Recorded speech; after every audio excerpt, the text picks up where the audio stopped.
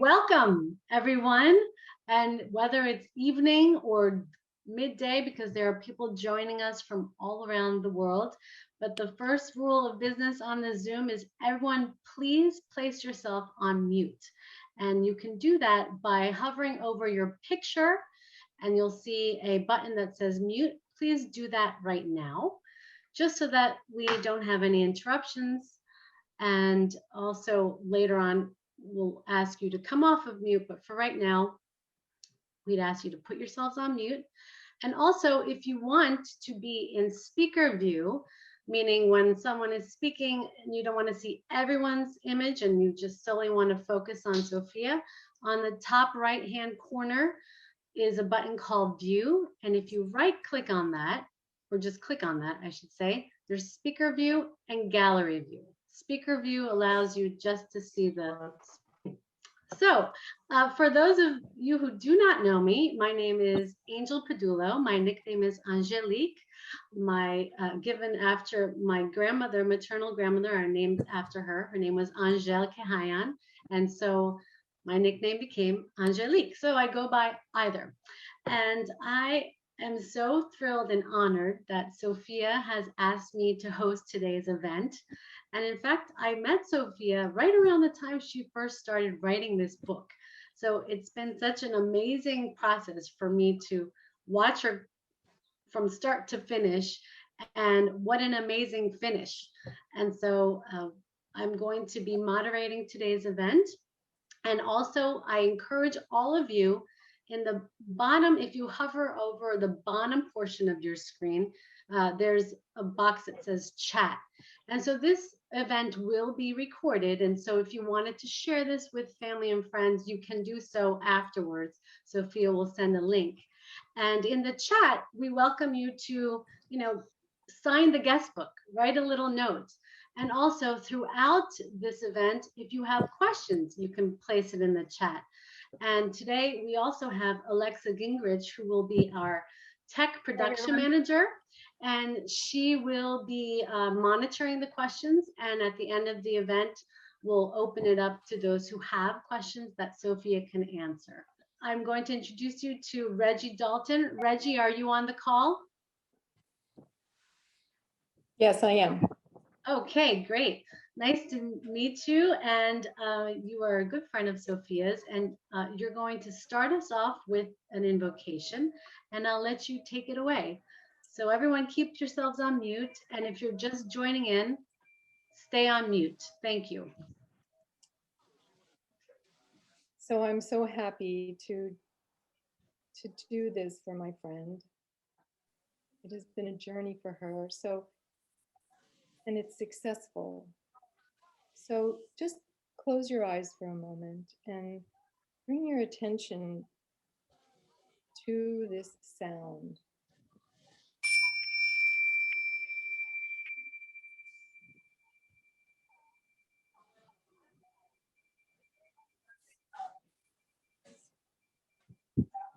As you hear the sound,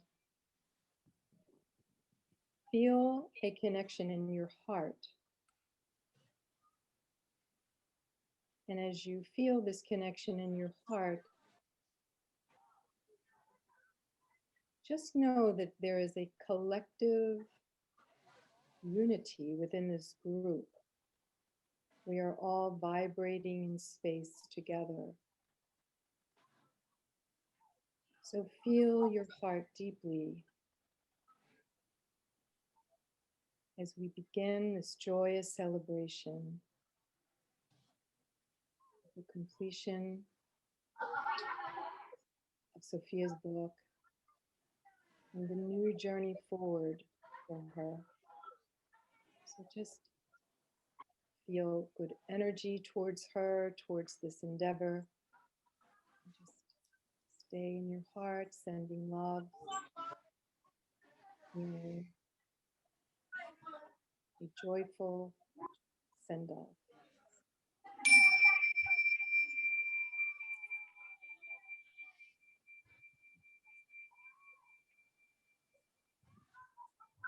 Oh, they say in Tibetan means it lifts up your wind, your energy. So I wish Thank you. Yeah. Thank you, Reggie. That was beautiful. So now I think is a great time to kick off this party with a toast. And if everyone has their favorite drink, could be tequila, it could be water, it could be champagne. We ask you all now to unmute yourselves. And I'm going to give the mic over to Frank and Sophia, and they're going to give a nice toast. Λοιπόν, μπορείτε να ανοίξουμε τη φωνή τώρα. Λοιπόν, I just can't tell you how happy I am to see all of you. So many of you have been part of my journey, and what I feel right now is love, like big, enormous love. And I am sending it to you because I want you to feel it too. So lift up and clink. Cheers! Bravo! Bravo! Bravo. Mazel tov. Mazel tov. Mazel tov, mazel tov, l'chaim, l'chaim. Congratulations, Sophia. Chin. Chin chin. All right. So, my turn. Oh, Hi, I'm Frank. Hi, Frank. I'm the designated husband. Hi, Frank. I'm really proud of Sophia. It's a big day. It's been a long time coming. 8+ years of hard work and perseverance in the making. So congratulations on a job more than well done. oh. Thank you. I'll talk to you all later. Cheers. Cheers. Cheers. Cheers to you, Sophia. Oh. Yes. Okay. All right. Now I ask you all to mute yourselves again, please. So go ahead and mute yourselves. Top right corner of your screen on your picture. And, you know, this book, there's so many things I love about this book.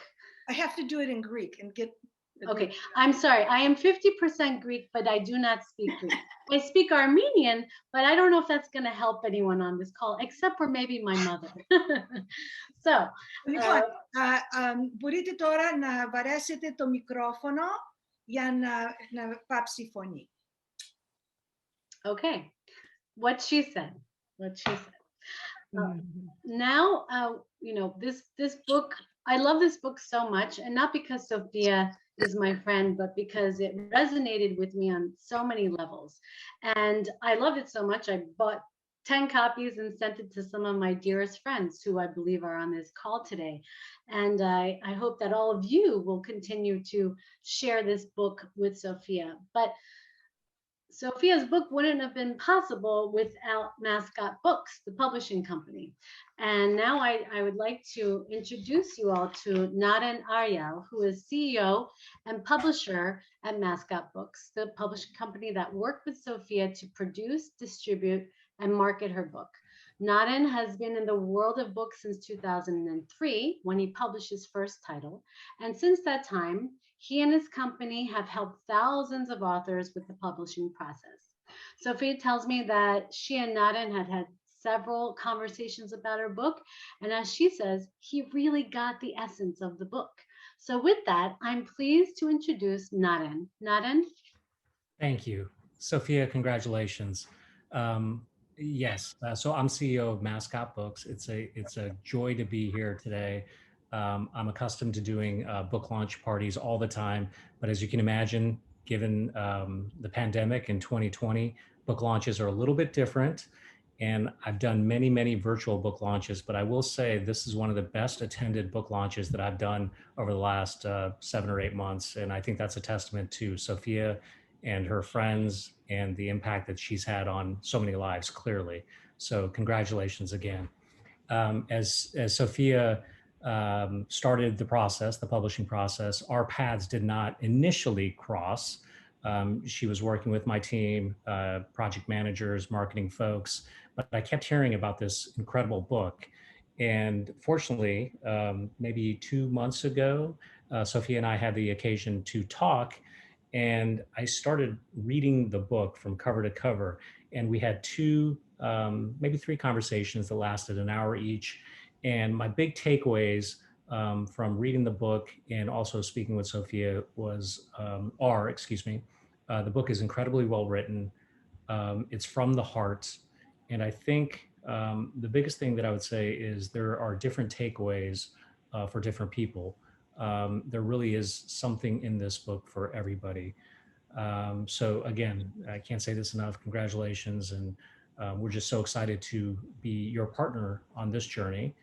And I think this would be a good time for me to talk a little bit about, the publishing process and what comes next. As we've heard, Sophia spent 8 years working on this project, and I know as an author myself, I know what that's like. That's pouring everything you've got into a project is exhilarating, it's draining, it's frustrating, all the above. And I see some heads shaking here. So um, and so writing is the first part, then there's editing, then there's redrafting, and then figuring out how you're going to publish the book.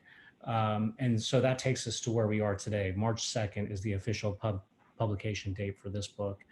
And as friends of Sophia, there's some things that we can do to help her in this journey. Usually I'm in a room and it's more interactive, but the first thing we can do is, of course, buy the book. And I think that most of the folks on this call probably have either purchased the book or been gifted the book. And so that's the first thing. The next thing is to leave a review. Reviews are incredibly important. People read reviews, and whether that review is on Sophia's website or on Amazon, please, please, please leave a review. And then the last thing that I would ask everybody is utilize your own networks. Sophia's clearly got an incredible network, and we're going to utilize our network. But after you read the book, if you could say a few words about some of your takeaways from the book to your network, that's probably the one thing that will help launch the book more than what we're doing here today. So with that, I will throw it back to you. And thank you again for allowing me to participate on this call. And Sophia, will continue our weekly chats as we continue the process. Thank you. Thank you, Naren. That was so.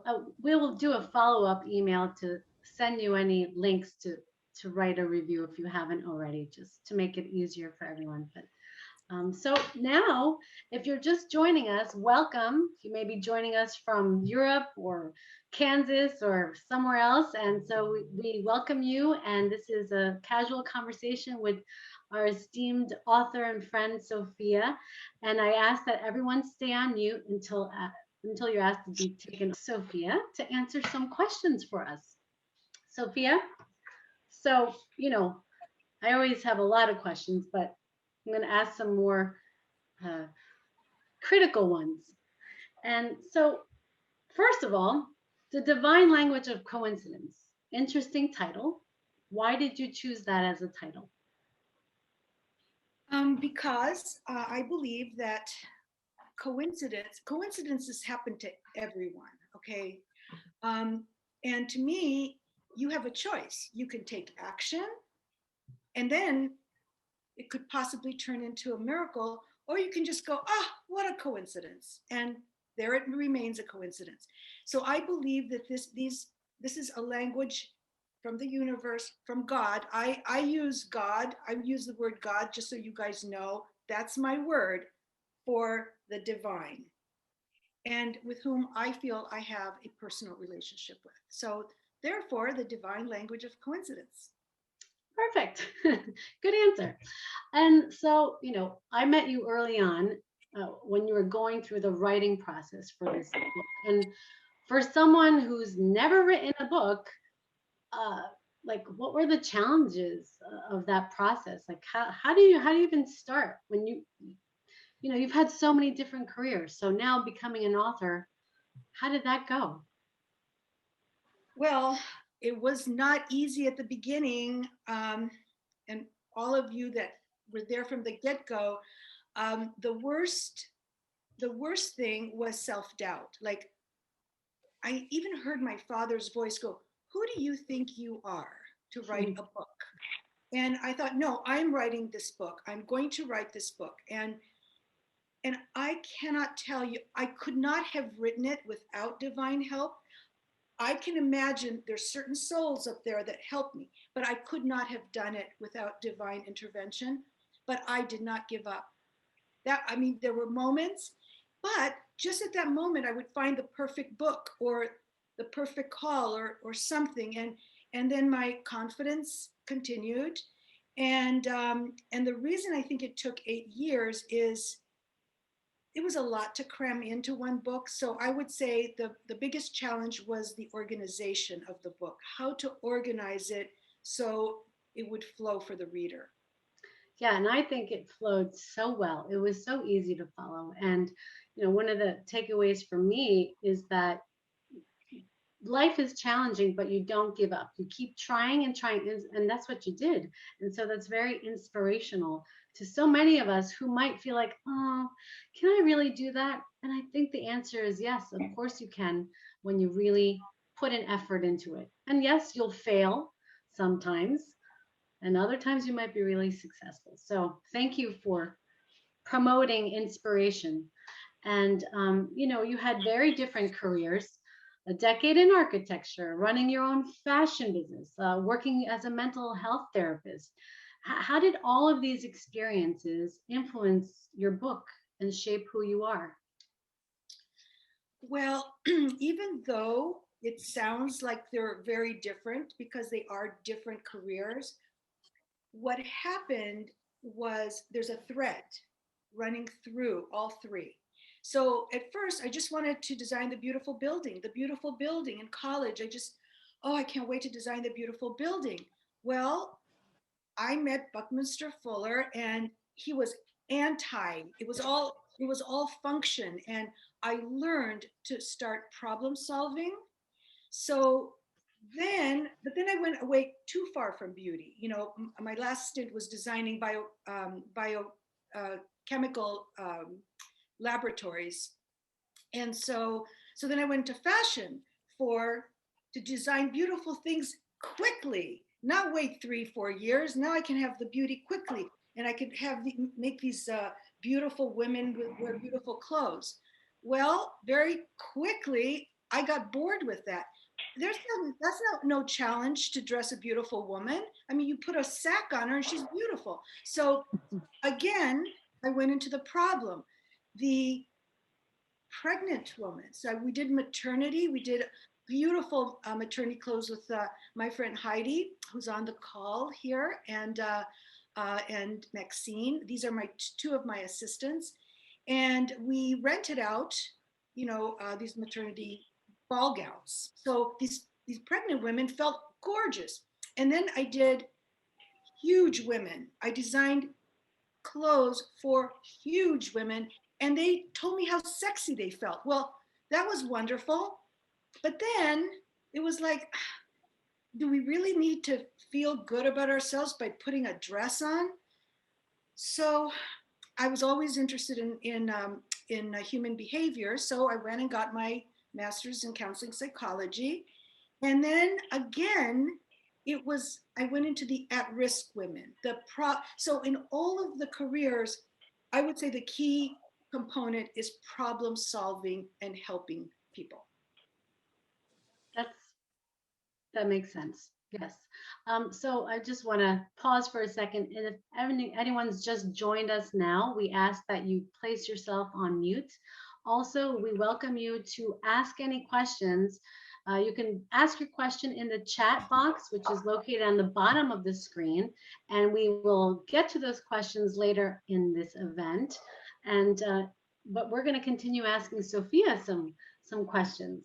So you combine spirituality, science, personal anecdotes. The book gives the secrets to experiencing miracles. What are the key differences between a coincidence and a miracle? And how do you describe what that is? Okay, I kind of touched on this before. So, I think that I will the readings that I'm going to do will show Touch on that. that, yeah, it will show that, I call it a discrepancy, because coincidences, again, happen to everyone. You have to realize, oh, it's a coincidence. Oh, but it's also a sign. So let me call that person. Let me open the box. Let me read that book, you know? So, and then the miracle happens. So, you know, in the two little stories that I'm going to read you, there was two major coincidences, and then that led to the miracle or the gift. And also, I need to state right now that I do not consider a big miracle or a small miracle. To me, they're all miracles, they're all gifts, and and I consider a miracle to be a change of perception for the better. So say there's a person who's greedy and just looks out for himself and wants to make a lot of money and all that. And then something happens and he decides, I'm going to give my money away to the poor. So that is a miracle. Okay, thank you. So, you know, there's a lot of honesty in this book and things that maybe some people in your family, like Frank, may have had a hard time with you talking about. And so, you know, how Frank dealt with his anger issues and how he overcame them, and your persistence really paid off. So I think I would like to hear from Frank right now, Sophia. Oh, okay, except one thing here before we turn it over to the horse's mouth. Yeah, let's hear it. Okay, yeah, I had perseverance until I didn't have any more perseverance, and I wanted that jerk out of my life. All right, enough.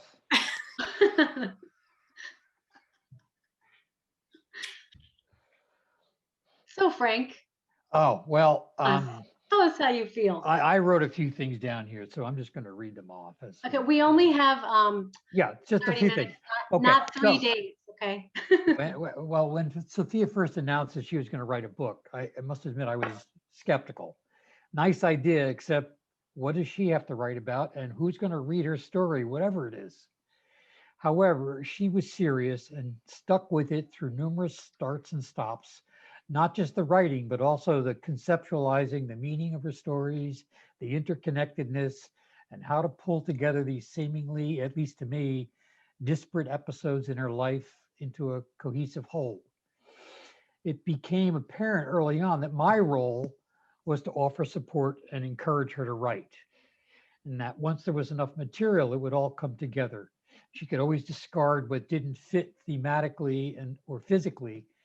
And this role soon evolved into first tier editor, fact checker, and kind of all around cheerleader. But Sophia jumped all in, seeking insights from spiritual advisors and scientists, and she researched religious beliefs and spirituality and mysticism, and she even went into quantum physics to try and put an earthly face on metaphysical concepts. She talked with friends and neighbors, other writers and authors, book coaches, writing advisors, editors, publishers, marketers, promoters, web designers, graphic artists. And if she was going to write a book that she never wanted to write, she was going to give it her best effort, which she seems to have done. But backing up a bit, when we got married, Sophia took the commitment seriously. I mean, it became apparent that issues from my past would often foster dysfunction in our relationship, to put it mildly.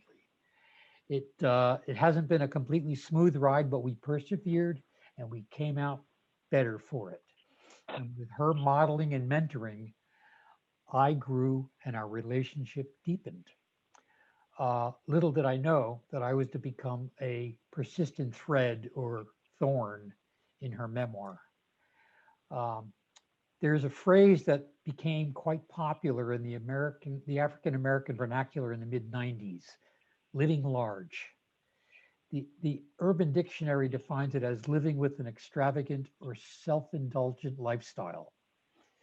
Based on what I've learned from knowing Sophia, I put a different spin on it, one rooted in my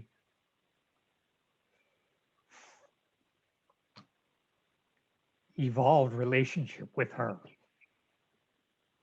And that is, living large. That's love, admiration, respect, gratitude, and empathy. All the things that make Sophia tick.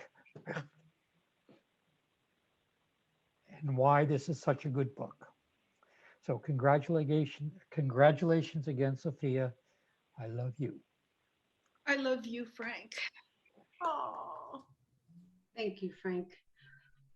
I think it takes a strong and brave man to have let the story be put out there for everyone to read. So I really congratulate you for your courage and thank you for letting us be part of it.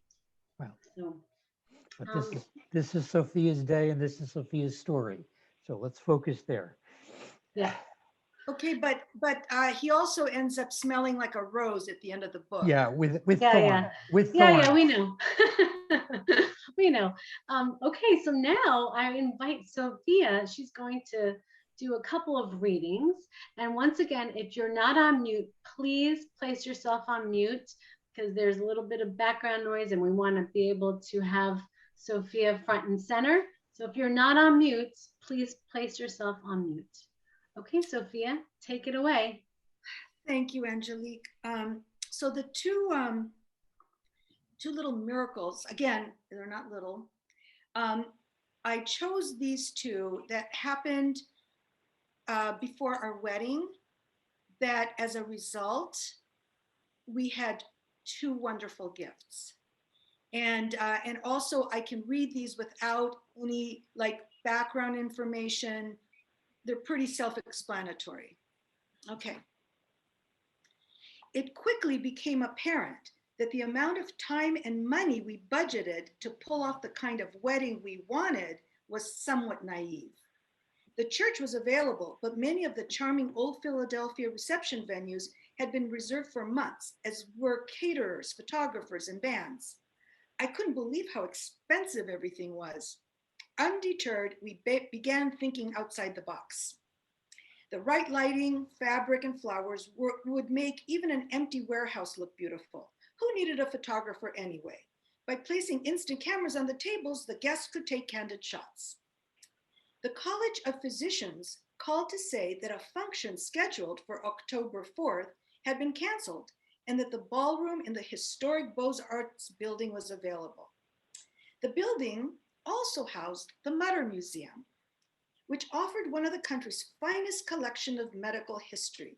An extra fee would allow guests to roam the exhibits, which included a tumor display, preserved mutated human fetal specimen, and the body of the soap lady, whose fat had turned her corpse into soap. Though beyond our budget, Frank and I, desperate at this point, were seriously considering it. My friend Barbara, a sought-after event planner, urged me to procure it. I'll help you put this together, she offered. It'll be my wedding present. My friend Ed will oversee the food. He works with a fabulous chef who will do it for a reasonable price. At the time, I had no idea how significant Barbara's help would be. Just after Barbara's generous offer and before sending off a check to the College of Physicians, an auspicious coincidence gave new meaning to synchronicity. I dialed my friend Anne at her artist studio, and a man answered. When I asked to whom I was speaking, the man asked me surprised, Sophia, it's Jerry. You called me. I just got out of the shower and am late for a meeting. Can I call you back this afternoon? Befuddled, but recognizing that the voice belonged to a social acquaintance, I pressed him. Jerry, I called the wrong number and got you. This is crazy. You have to call me back, he promised. Jerry called later that afternoon. As a real estate developer and fixture on the Philadelphia social scene, he had purchased the Barclay Hotel in foreclosure for a phenomenally low price.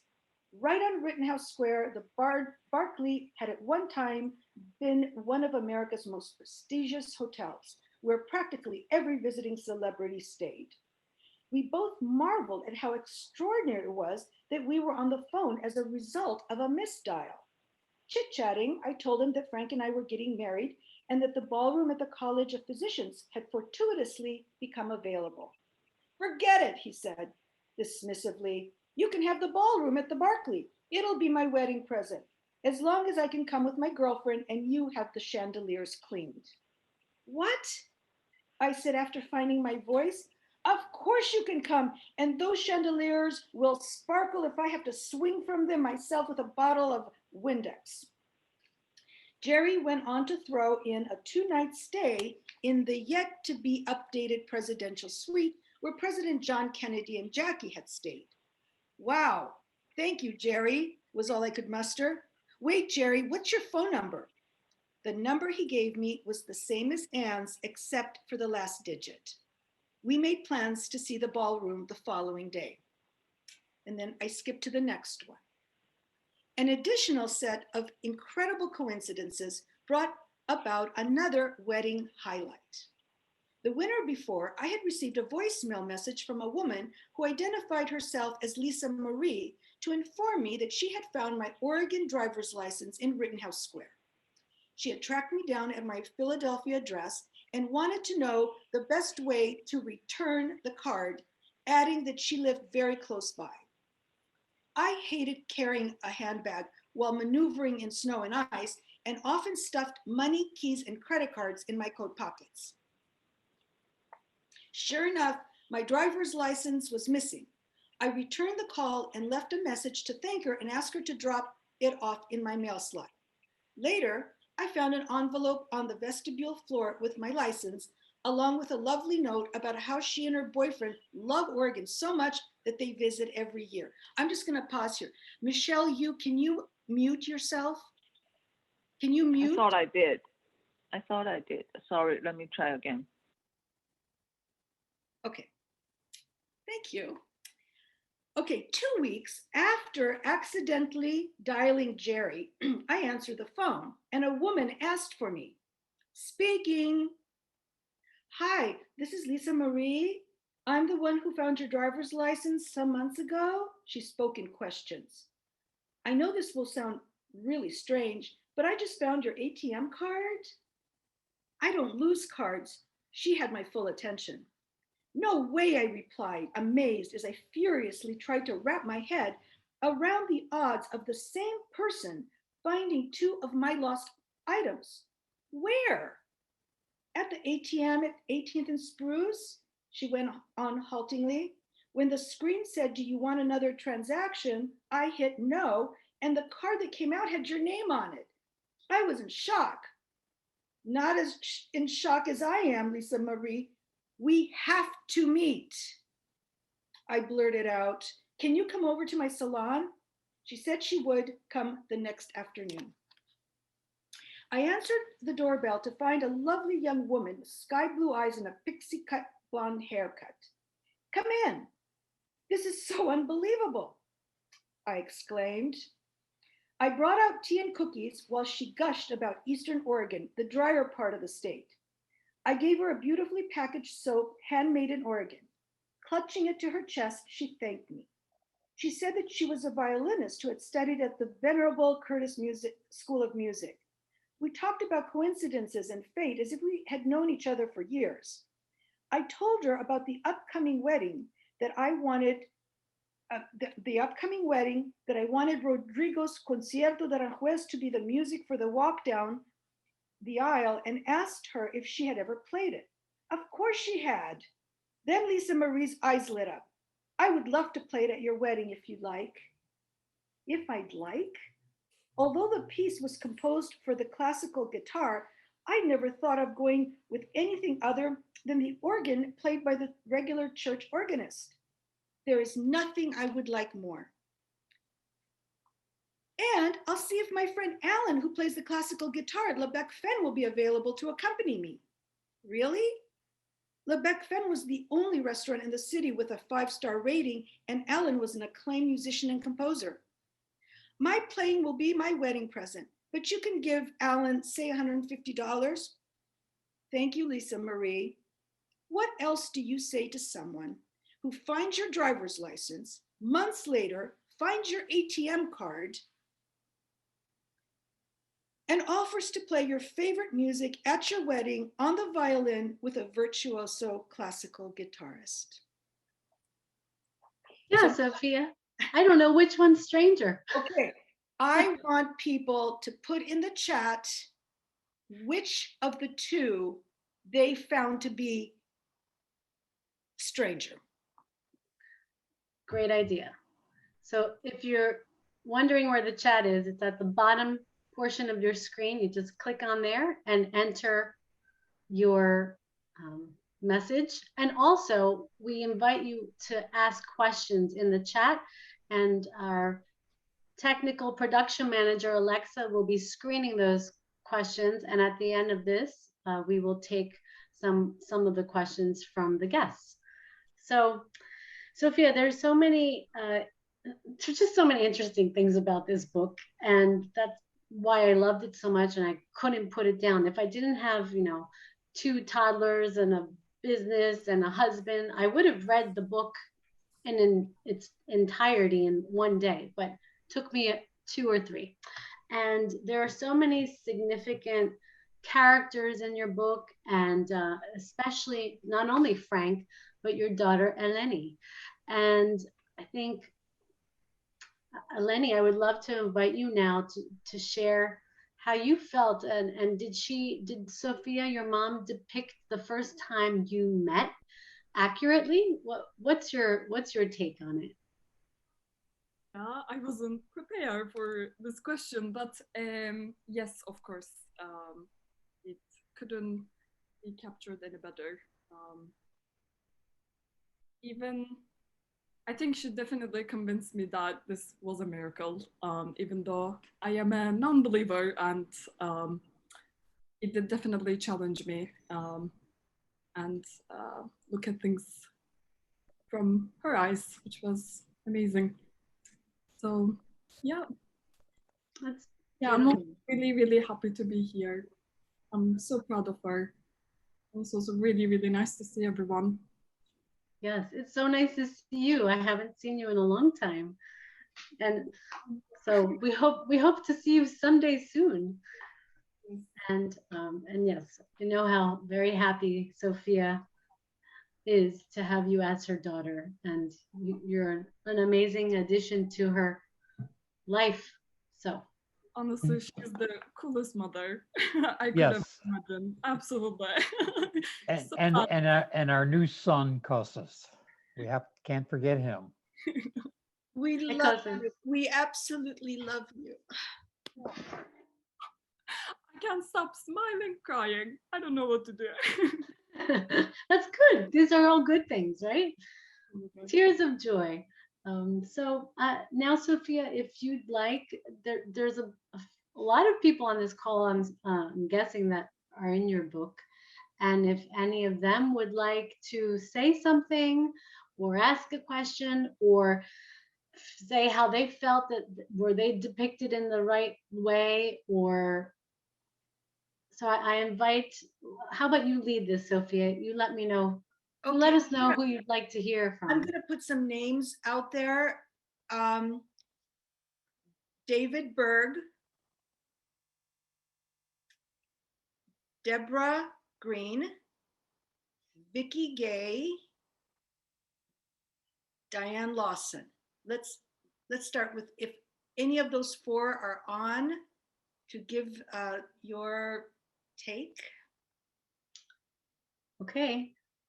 First one up, speak up now. Or you don't have to at all. It's okay. Hello, I'm David Berg. And I was along for the ride and the journey all along the way.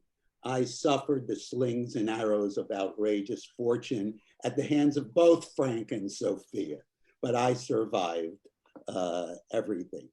I read the book from cover to cover, and my focus is always on the journey that people make.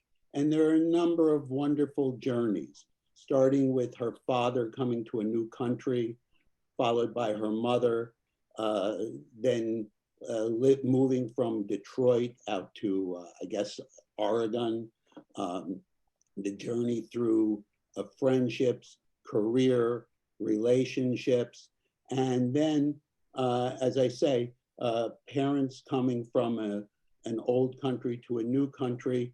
For Frank and Sophia, marriage is going from an old country to a new country. And it's been a wonderful journey to go along with them. Journeys are never done.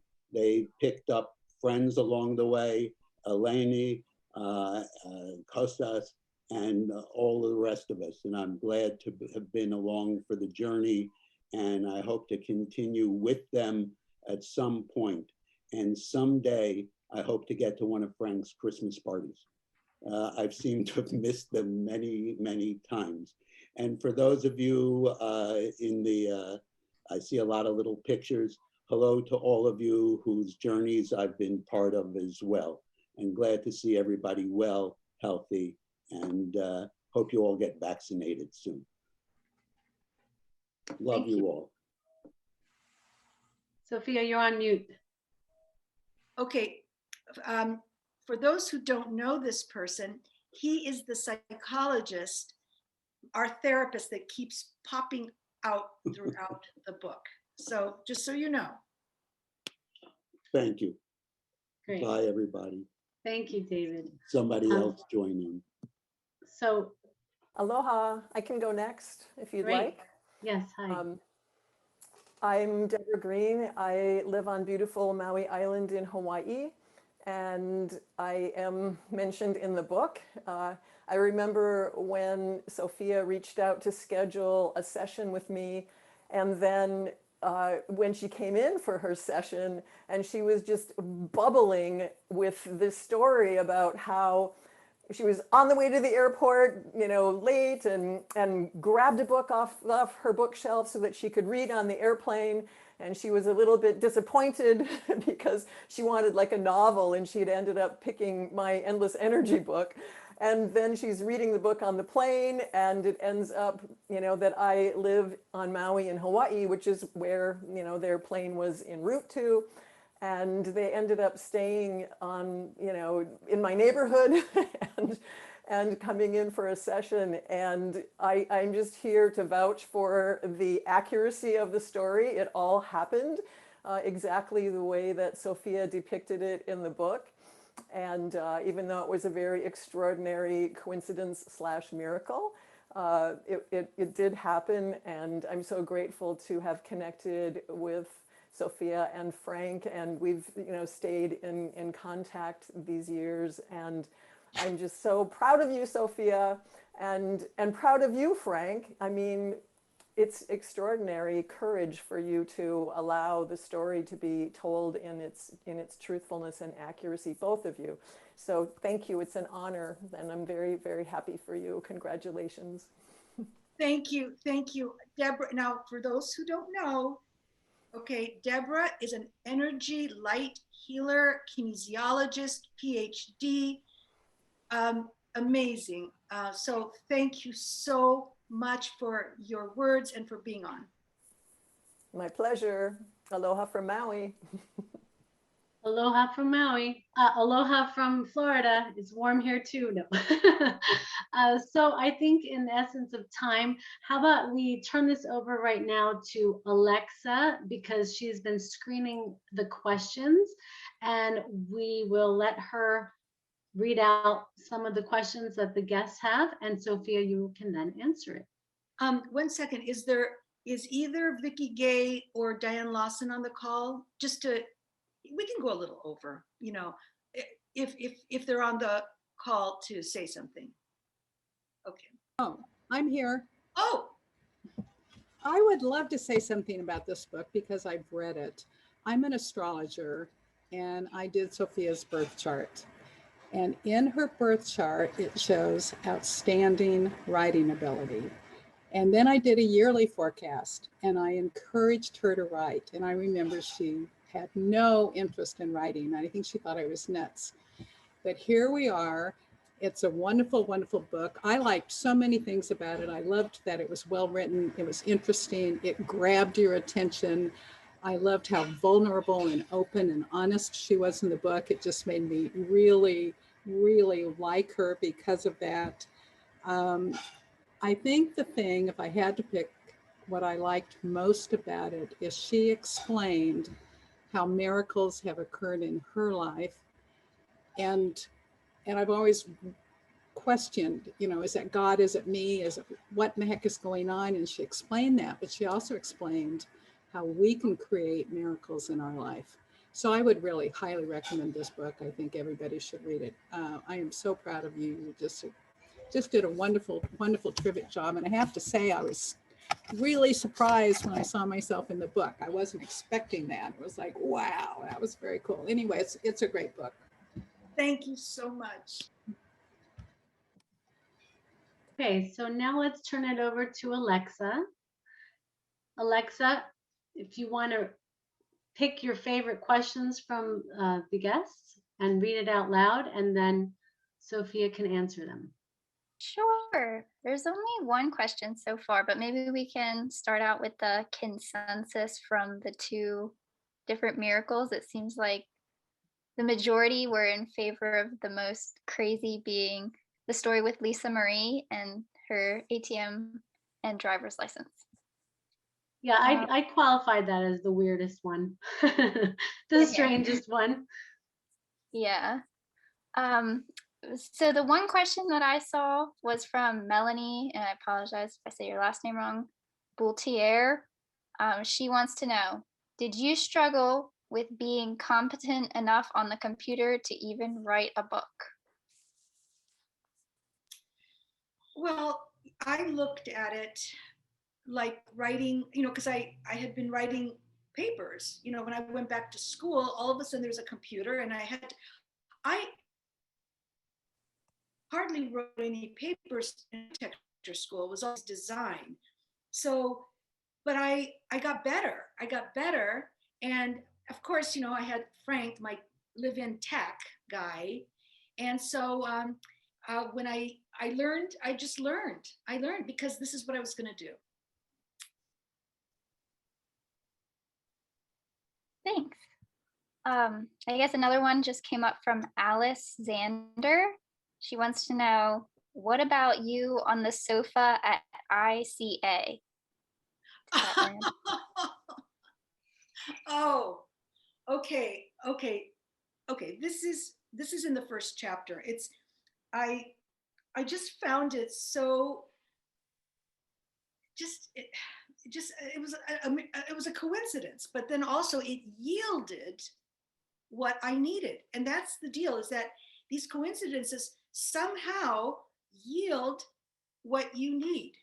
So when I started writing the book, even though my faith is unshakable, I wanted to know how these things can happen here on Earth. Okay, like a cyst just disappearing from my eyelid.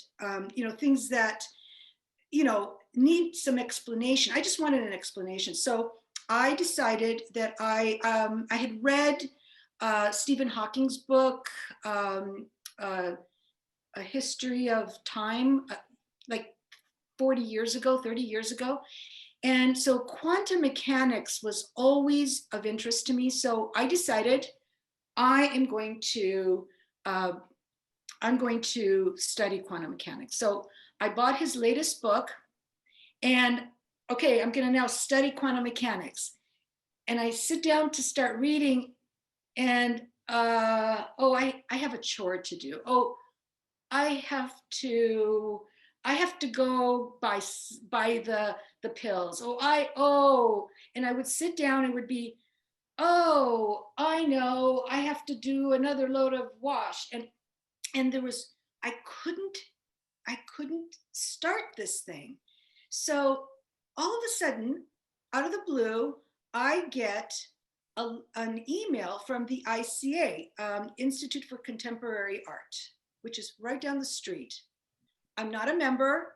I don't know why they sent me this, but they were they were describing the next installation by this English artist, Jeremy Deller.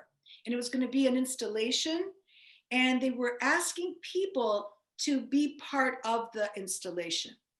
And one of them was asking people, a person to sit on this black couch with this black background that said, "I heart melancholy," and sit on the couch for 4-hour shifts.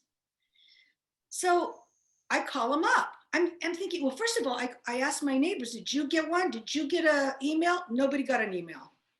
So what I did is I called them up and I said, now the person that sits on the couch, can they be reading? And the woman says, yes, that's what the artist wants. The artist wants you to be reading. So I said, sign me up for 10 sessions. Because I said, how many? And she goes, you can go up to 10 sessions. I said, sign me up for 10 sessions. And coincidentally, that was exactly the time I needed to read the book and absorb it. So there it goes again. You know, it was kind of inexplicable, but I got to finish that book. Thank you, Alice. Alice came to visit me on the couch. Thank you, Sophia. So to be mindful of everyone's time, and of course we can answer more questions, but for people that can't stay on the call for longer than an hour, I have a very important question, which is, what's next, Sophia? When's your next book coming out? We waited 8 years for the first one, and I know picking that cover of this book was a big chore. So what's next? I've already completed the first draft. It's the first draft of the next book is finished, and I'll tell you the theme. When I first sat down to write my book, I had made a list of all the coincidences and all the miracles, and they were just too many to cram into one book. So I started plucking the ones that had to do around death, because I've had some amazing experiences with communication with my friends and family who have departed. And what I see when you die, it's a transition. You know, consciousness, you're still conscious.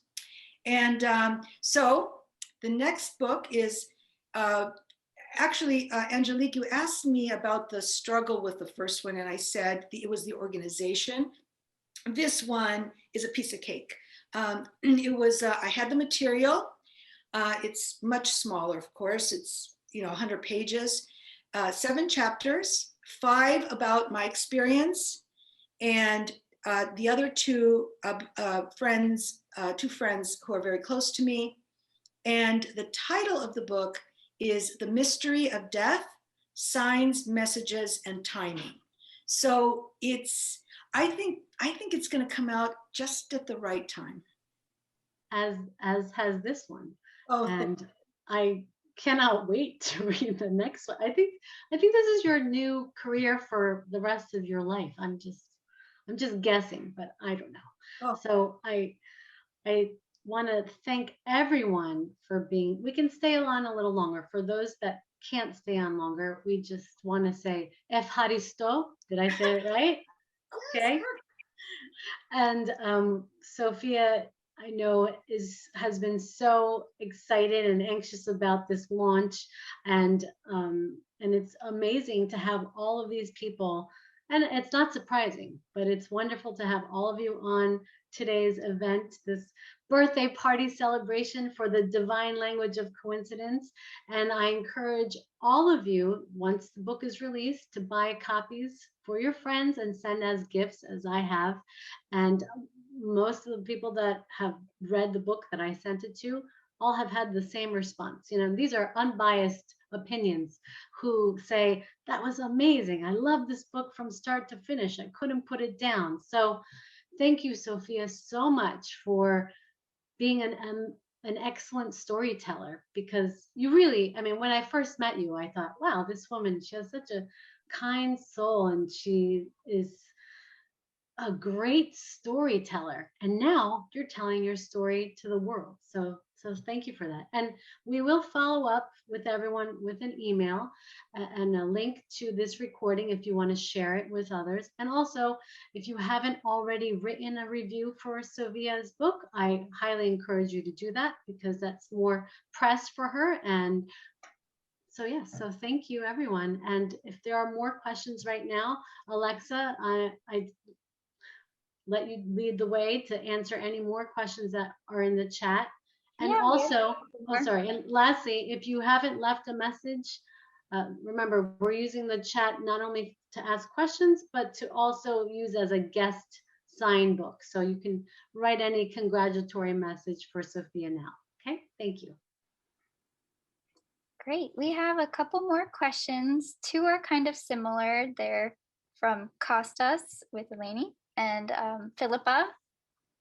So they're kind of similar. They want to know, what is your favorite miracle / favorite part of the book? And then Philippa would also like to know, do you have any advice for potential writers? Oh, I don't have a favorite. I don't. I mean, what do I choose? Like, saving my marriage miracle or getting myself a daughter miracle? Like, how do you pick one? No, I don't have a favorite. And potential writers, for me, you don't try too hard. I persevered, but I really thank Frank for pushing me to write down everything that came to mind. It was hard work later because, and I'm very proud of this, I chopped the book from 128,000 words to 92,000. But it was just writing, just this is what happened. I recall this, but also I think maybe with me, when I remember, even from my childhood, of course, I'm very fortunate to have had, these wonderful parents, but when I think about, even from my childhood, I remember more than even the event, I remember the emotion, okay? And although I have to, so it's just writing about what you feel and then go back. So what? So it's more work. So what? You have all this content. I do have to say that I made a couple mistakes, and I owe this to confabulation, which what it is if you kind of, you're writing along and sometimes your mind fills in the blank.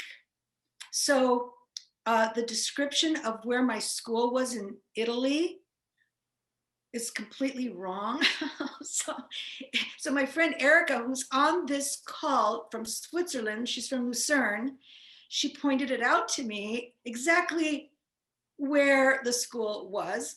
But I think even worse, I describe my friend Mary, one of my closest friends, and who I write about in the book, and our escapades in Greece, in a Greek island, going to art school and architecture school for the summer.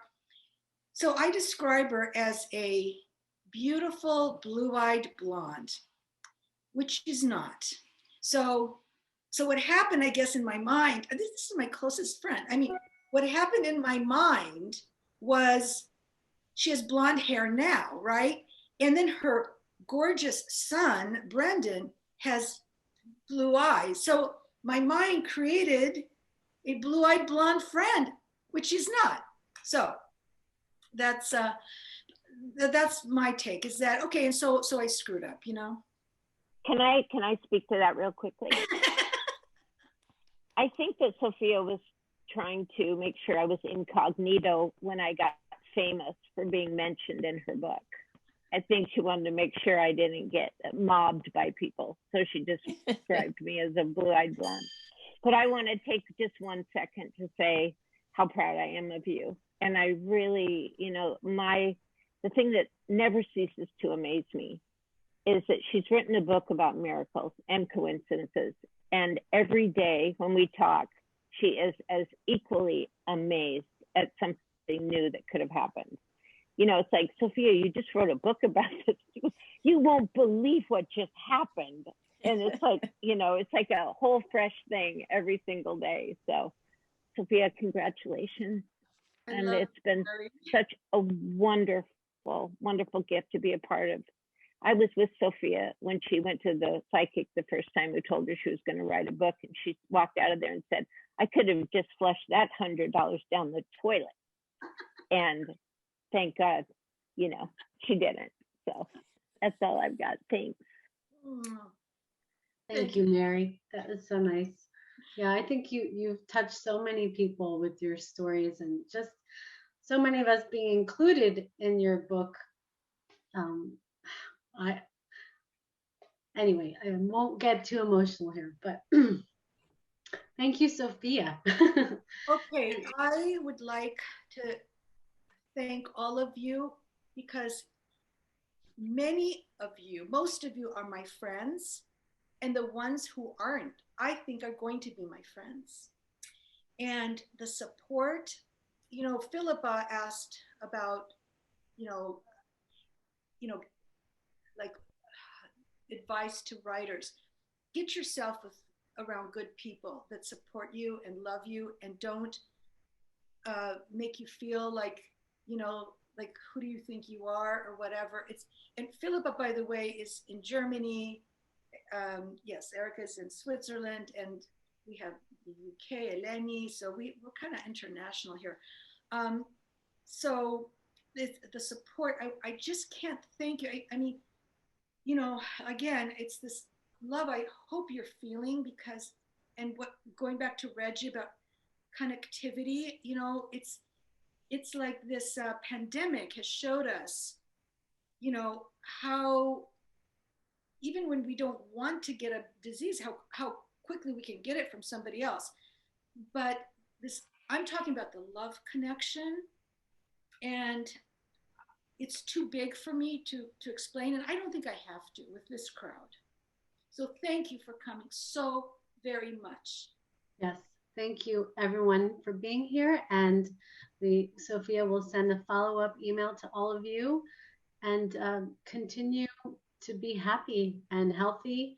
And Sophia, continue to amaze us with your stories, because I can't wait for the next one. Okay, everybody unmute. Everybody unmute, and we can just say goodbye all together.